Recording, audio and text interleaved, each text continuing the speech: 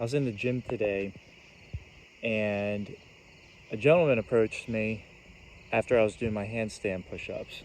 Actually, I was doing handstand. And he came up to me and he's like, "Hey man, that's really cool that you're able to do, the handstand like that. I really would like to do that. Like, what do you call that?"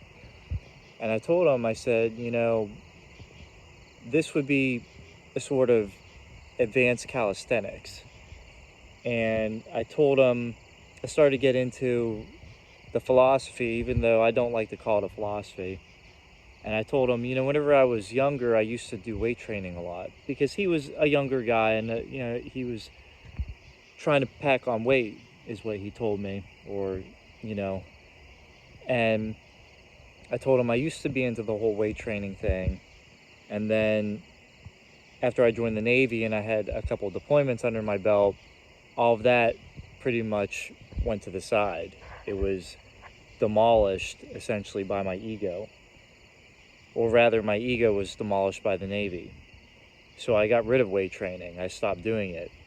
And a buddy of mine gave me 2 books. He gave me Solitary Fitness by Charles Bronson, and he gave me Convict Conditioning. Actually, it was the second Convict Conditioning by Paul Wade, or they call him Paul Coach Wade. And when I was on deployment, I worshiped these guys. Like, this was a big deal for me because everything that I was doing before went out the window. But I was explaining this to this kid. I told him, you already have everything that you need. You're already enough.